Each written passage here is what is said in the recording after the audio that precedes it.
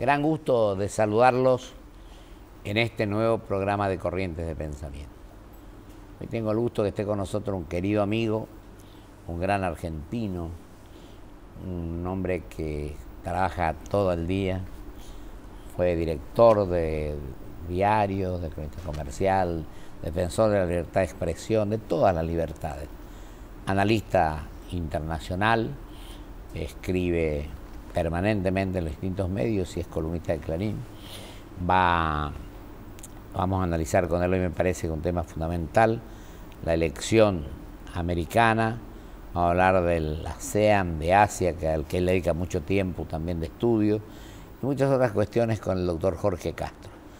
Querido Jorge, te agradezco mucho tu presencia hoy en este programa, al cual has venido algunas veces y lo has enriquecido.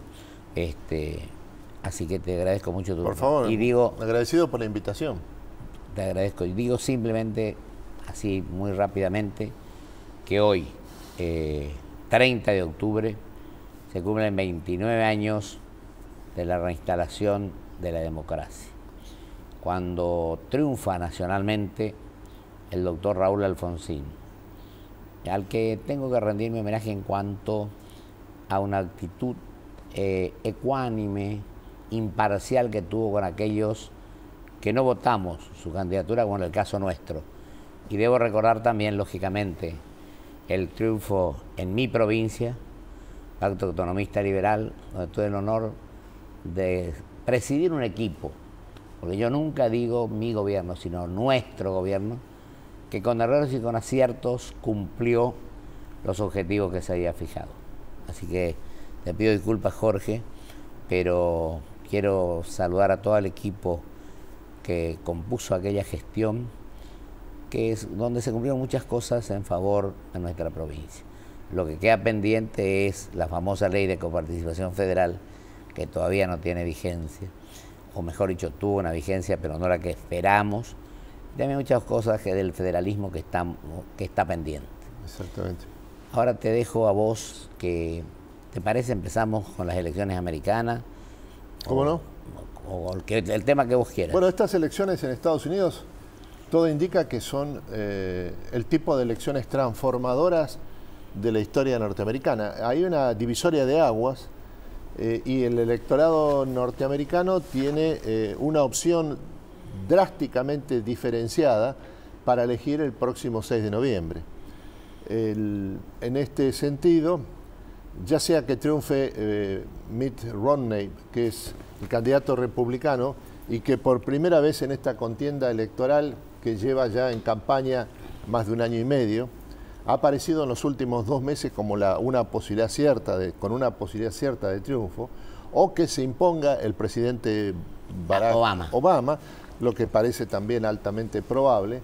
Lo cierto es que el electorado norteamericano tiene que elegir frente a dos visiones radicalmente distintas sobre el sentido de las reformas que Estados Unidos tiene que encarar innecesariamente, por un lado, y sobre la ubicación de Estados Unidos en el mundo.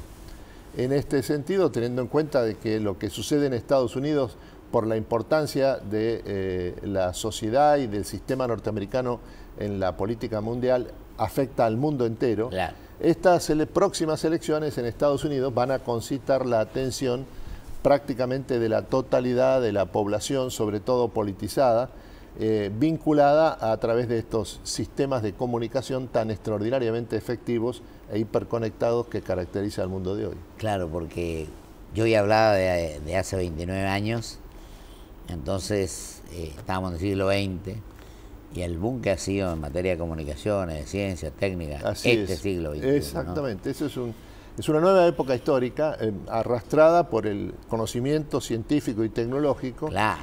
Y por el hecho de que ha surgido una plataforma de intercomunicación que tiene características por el hecho de que su medio de comunicación ha adquirido un carácter instantáneo y que abarca ya más de la mitad de la población mundial. La población del mundo son 7.000 millones de habitantes y hay más de 4.000 millones que tienen acceso directo a través de telecomunicaciones de distintos tipos, ante todo la telefonía celular, a esta plataforma de vinculación hiperconectada que caracteriza el sistema de telecomunicaciones actuales. Querido, yo creo, Jorge, que el país, bueno, China, como vos solés analizarlo bien, pasó a ser la segunda economía del mundo, avanza enormemente. Los países del Asia, sobre todo, pero, y acá Brasil, bueno, todo este tema. Pero creo que tecnológicamente sigue ocupando un lugar primerísimo en el mundo, Estados Unidos. Absolutamente, y no solo Estados Unidos sigue siendo la cabeza del sistema mundial en materia tecnológica y científica.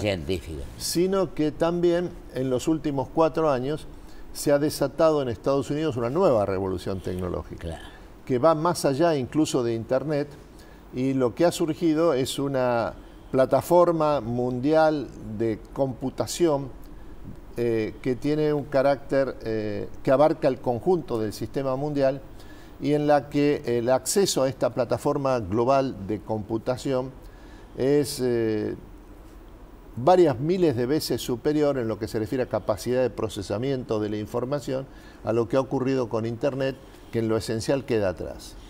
Vos sabés que ahora este programa tiene la suerte, hace un mes y pico, que también va por Internet, por YouTube. Qué bueno. Corriente de pensamiento. Ahora, yo digo una cosa, Estados Unidos. En tu último artículo estuve leyendo el tema de China, todo este tema. Primero te pregunto, ¿vos crees que en las encuestas son prácticamente amplias las ventajas del presidente actual, de Obama? Están muy parejos. La elección en Estados Unidos depende de lo que ocurra en 7 estados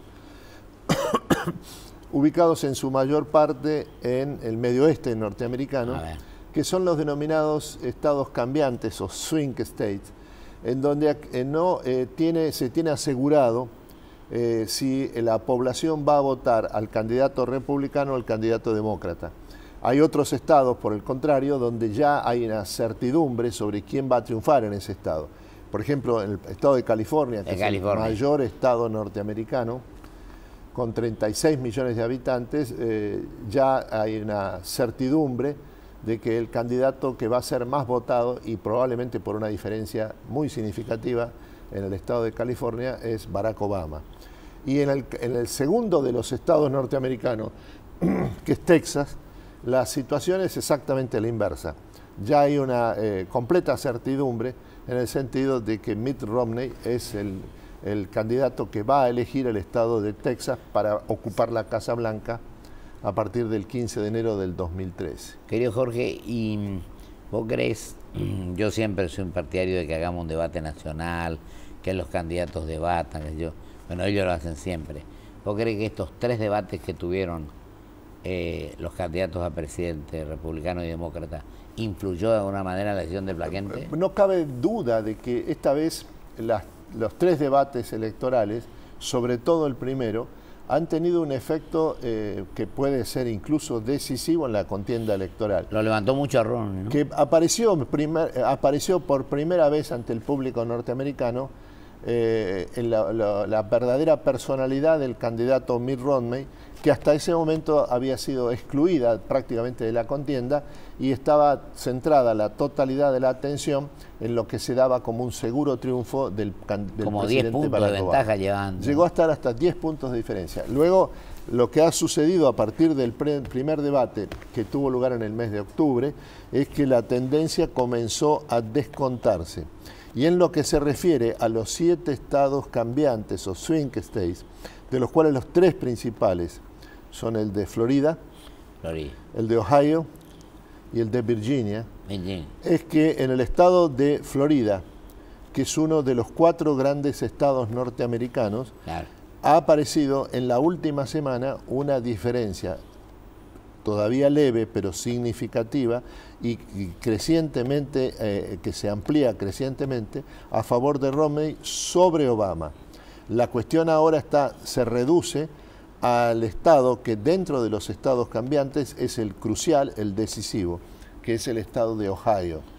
Es un estado del medio oeste industrial claro, norteamericano, en donde en su población tiene una importancia demográfica y política de especial importancia los trabajadores industriales blancos norteamericanos, que son un sector que tradicionalmente han votado a los demócratas, salvo que a partir de la irrupción de Ronald Reagan en la contienda electoral de 1980, manteniendo su voto por los demócratas en el plano local, en el plano nacional votaron permanentemente a favor del candidato republicano, salvo en la gran crisis del año 2008, donde triunfó precisamente y muy probablemente por la misma crisis Barack Obama.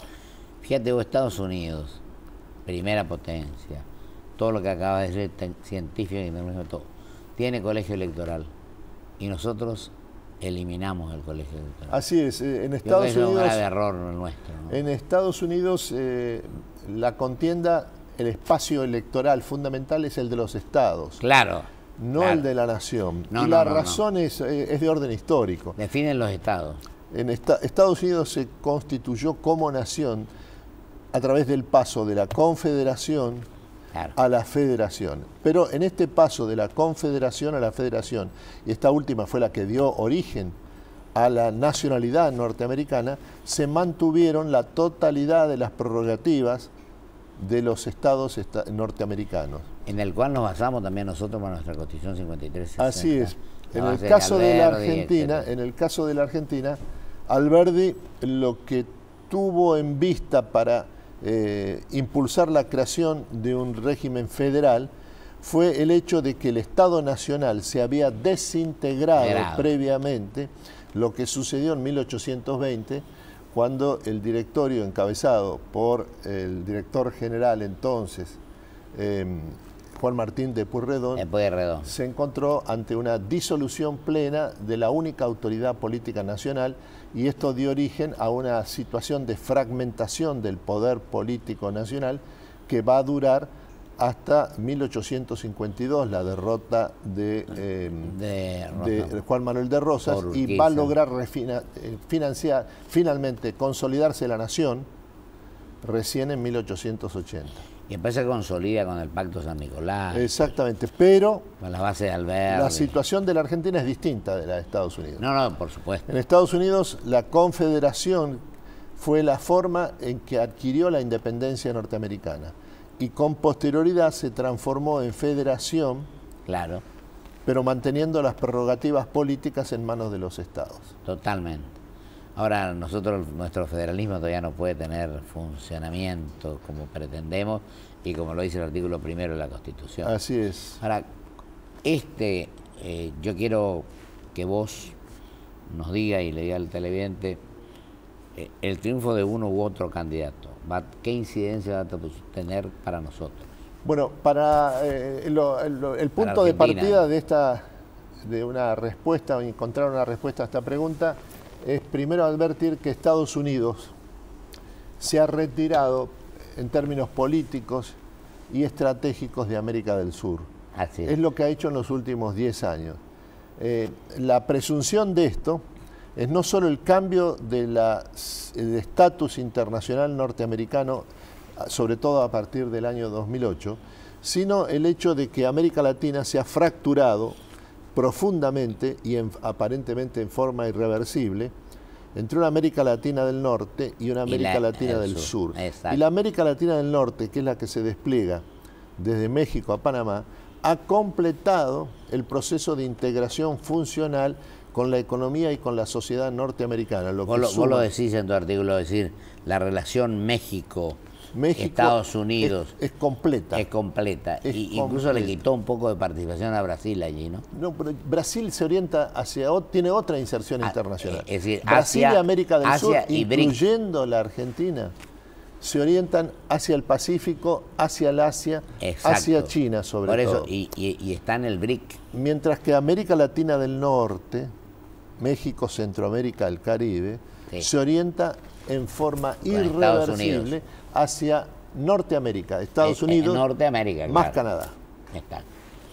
Está. Esta es una diferencia fundamental. Entonces, el impacto de estas elecciones en Estados Unidos el efecto sobre América del Sur y por lo tanto también sobre la Argentina, lo más probable es que sea muy relativo, si es que existe.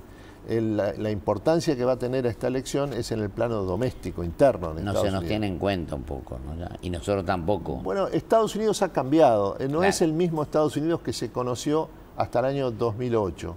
Estados Unidos está en un proceso de cambio interno y de crisis interna. Y sus prioridades son de orden doméstico y no más en materia internacional. Querido Jorge, y esto que, aunque vos me digas que en materia internacional no tanto, esto de Irán, etcétera, ¿cómo lo ves al tema ese?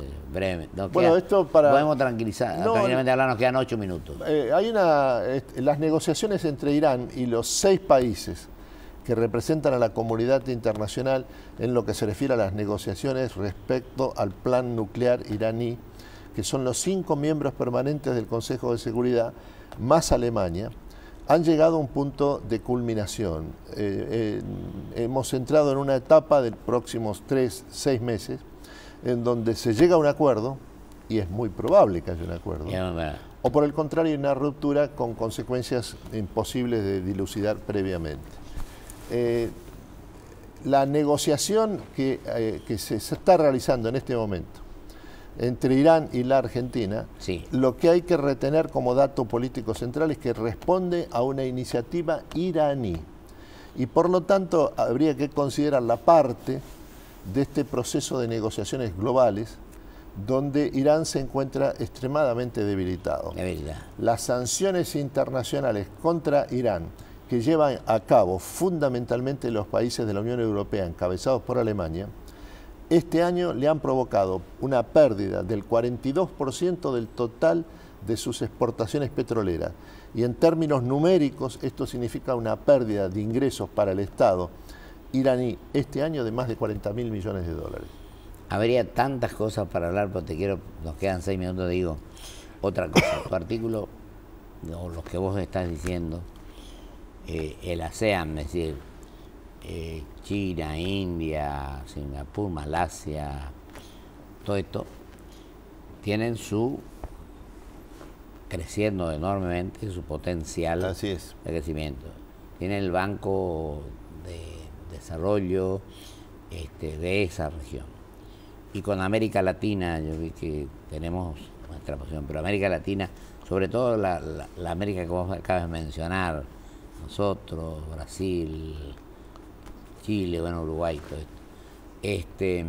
¿Cómo crees que puede funcionar en el futuro? Bueno, porque para mí hay un crecimiento generalizado del comercio entre China y los países de América Latina, tanto la América Latina del norte como la del sur. Pasa con el mundo entero. Ahora, yo creo una cosa, Jorge, me perdonás la interrupción, para completar la pregunta.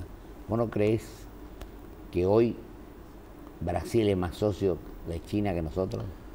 Incluso la compra hasta de soja. Bueno, todos los países de América del Sur, encabezados por Brasil, tienen 2 rasgos comunes en su inserción internacional.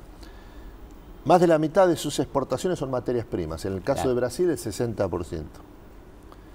Por un lado. Y por otro lado, su principal socio comercial no es más ni Estados Unidos ni Europa, es China. Es China.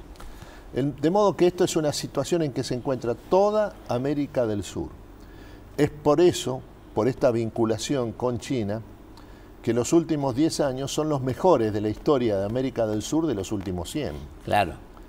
Y este es lo que permite prever, o en cierta manera advertir, cuál es el rumbo de la relación y de la inserción internacional de América del Sur. ¿Compran más soja a Brasil que a nosotros en este momento, no? Le compran más soja a Brasil que la Argentina porque tiene más producción. Más producción. Pero la importancia de la Argentina en el mercado mundial se refiere a que su condición exportadora de los 3 granos principales es superior a la de Brasil.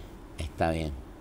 Jorge, y otra cosa, ¿vos creés, como dicen a veces el oficialismo, que el mundo se nos vino encima, o nosotros nos apartamos del mundo? Vos que recorrés, que analizás, que viajás, que conocés el tema.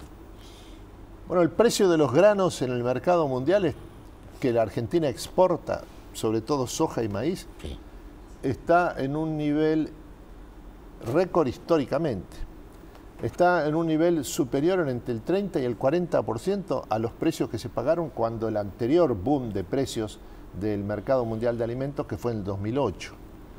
La tasa de interés que deben pagar los países de América del Sur para recibir todos los fondos que requieran es la más baja de su historia. El gobierno de Bolivia, del primer ministro Evo Morales, ha colocado 1.500 millones de dólares en bonos del gobierno del Estado boliviano, para el cual paga por esa tasa una tasa de interés de 4.09% anual. Sí, no alcanza el 5, estuve viendo eso. Es muy difícil pensar que el mundo se ha venido abajo en contra de la Argentina. Lo que parece es que este es el mundo, yo creo el sistema mundial una decisión nuestra de más favorable a los intereses argentinos que la Argentina ha tenido en toda su historia. El tema Ghana, por ejemplo, el tema, vos te acordás del Club de París, hay pero cosas pendientes. Son situaciones propias del aislamiento internacional. Es lo que estoy diciendo, nos fuimos. Pero es un aislamiento que no responde a causas estructurales de ningún tipo. Claro. La Argentina es un país cada vez más relevante internacionalmente por su potencia agroalimentaria, en un mundo donde la demanda mundial de alimentos se duplica en 20 años. Querido Jorge, te digo lo siguiente. Yo digo, no sé, creo que vos pensás más o menos lo mismo, hablamos alguna vez de esto. Nosotros nos dedicáramos a actuar con seriedad, con responsabilidad, haciendo las cosas bien. Yo creo que, no pensando en lo faccioso, en lo pequeño, sino en gente inteligente que pueda yo siempre le digo a través de este humilde programa a la Presidente, que si tomamos un camino correcto y hacemos las cosas bien, Así tienen una posibilidad de recuperarse de forma inmediata. No cabe duda, y lo que se requiere es un pequeño giro, sobre todo un giro que consista en disminuir este absurdo grado de conflictividad política y social crispación permanente que tiene la Argentina internamente. Y el ataque a las libertades si también. el país estuviera al borde de una guerra civil, lo que no es cierto, no hay tal cosa. No es cierto, no hay tal cosa. Y el ataque a las libertades. Bueno, pero esto es un subproducto de una situación de intenso conflicto político, carente de razón de ser. Si la Argentina hace un giro leve en el sentido de la unidad nacional y aprovecha esta oportunidad histórica, sus posibilidades son extraordinarias. Yo estoy de acuerdo. La presidenta hará una semana o dos que habló de eso, y yo le dije, acá yo quiero que se cumpla. Sería buenísimo que se cumpla, haríamos un favor enorme a la República. Sin duda. Es fácil comprobar si se cumple o no. De lo que se trata es que baje del nivel de conflictividad interna. Bajar un cambio, como se dice vulgarmente. Así es. Nos queda un minuto, Jorge. Le digo que le diga a los televidentes bueno, lo acabas de mencionar. Yo lo que diría... ¿Y vos crees que también este tema de la libertad de expresión, que yo creo que tiene que ver con el mundo, habría que tratar de que esto tenga vigencia, ¿no? Mire, esto no cabe duda, pero en el fondo lo que creo es que en la Argentina no está en riesgo la libertad de expresión. Lo que está en riesgo es la unidad de los argentinos en un sentido elemental. Elemental. Hay que bajar el nivel de conflictividad que el país tiene, que no responde a ninguna causa, ni social, ni cultural, ni política de fondo. Es exclusivamente un problema de la necesidades de acumulación de poder político doméstico del sistema de gobierno de los últimos 10 años. Y salir al mundo, ¿no es cierto? Ubicarnos en el mundo. Pero para lo cual es bastante sencillo de lo que hay que hacer. Hay que hacer exactamente lo mismo que está haciendo todo el resto de América del Sur. Brasil. Ahora, una última pregunta, me fue el tiempo. ¿Es probable, leí algunas cosas y escuché y vi, que Colombia nos esté pidiendo un lugar en el grupo de los 20? Es una metáfora que está utilizando el gobierno colombiano. Es la discusión sobre si el Producto Bruto colombiano es mayor que el argentino, se refiere exclusivamente está centrada en cuál es el tipo de cambio real, efectivo que tiene la economía argentina. Pero la economía colombiana, en lo que se refiere a su potencialidad y a su relevancia internacional, con todo respeto y afecto por los amigos colombianos, no es la tercera parte de la Argentina. Yo te agradezco mucho, Jorge, y tenemos pendiente una visita a Corrientes. ¿Cómo no? Y el seminario Desarrollo Siglo XXI. Así es. Así lo hiciste en el Centro de Estudio cuando se lanzó. Con mucho gusto. Te agradezco muchísimo. No, gracias por invitarme. Muy amable por estar. Y vos que fuiste secretario de Planeamiento Nacional, sabés cómo se manejan estas cosas. Encantado. Muchas gracias, Jorge. Hasta luego. Vamos a un corte y vuelvo con mis conclusiones.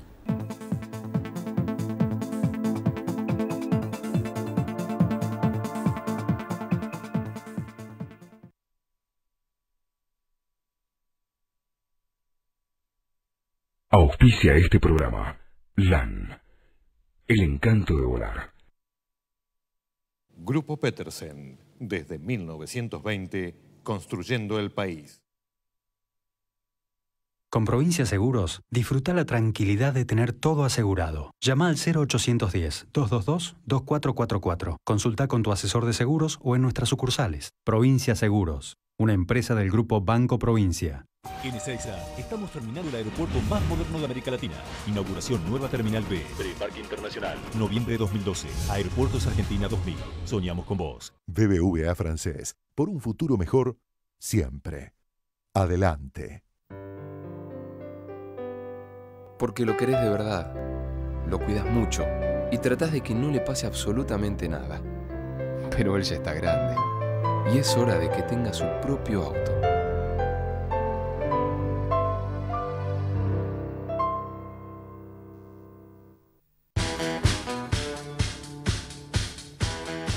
We can definitely make her beautiful. Hace milagros acá, entonces. Eso lo entendí. Que te van a dejar hermosa a vos. Digo.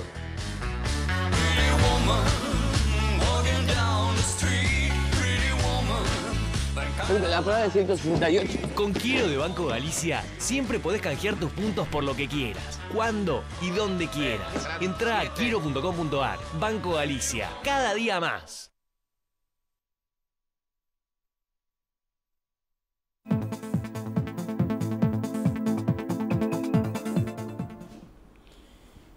La verdad que es un placer y un gusto hablar con un querido amigo, un argentino que ve las cosas con total claridad, como el doctor Jorge Castro. Y digo que me ha dejado con muchas esperanzas, de acuerdo al planteo que él ha hecho en este caso. Coincido mucho en esto porque lo que venimos pregonando en Corrientes de Pensamiento es tratar de construir, de evitar la crispación, de buscar la reconciliación, de hacer el examen de conciencia, de buscar que la humildad resplandezca, que la soberbia desaparezca porque es fruto de la ignorancia, que el que sepamos escuchar, el que terminemos con la obsecuencia, el que entre los argentinos busquemos soluciones de fondo para el país. Y hoy que hacen 29 años de reinstalar la democracia, creo que tenemos más que nunca la obligación de fortalecerla, de tener partidos políticos que tienen rango constitucional, que se fortalezcan, porque del 83 a la fecha, en lugar de fortalecerse, han disminuido enormemente su organización, sus posibilidades, su democracia interna. Creo que tenemos que bregar para que las instituciones que están desvalorizadas se reformulen tu actitud y se fortalezcan, que se cumplan los postulados de la Constitución antes que pensar en reformarla, que tengamos una política exterior en la cual ubiquemos a la Argentina con todas las posibilidades que tenemos a nuestro querido país en el lugar que le corresponde. Y en esto, a pesar de lo que decía el amigo Jorge Castro, digo que Brasil ha avanzado enormemente en este aspecto y nosotros tenemos el compromiso de asumir nuestras responsabilidades como verdaderamente corresponde. Estamos en este siglo de la ciencia, de la técnica, de aquello que, de las comunicaciones. Entonces defendamos fundamentalmente la libertad, que es un valor al cual no podemos renunciar, y defendamos la libertad de prensa y defendamos la opinión de aquellos que no opinan como nosotros. Respetémosla, porque este es el mejor camino que podemos recorrer entre todos, en la unidad dentro de la diversidad. Muchísimas gracias. Hasta el próximo programa, si Dios quiere.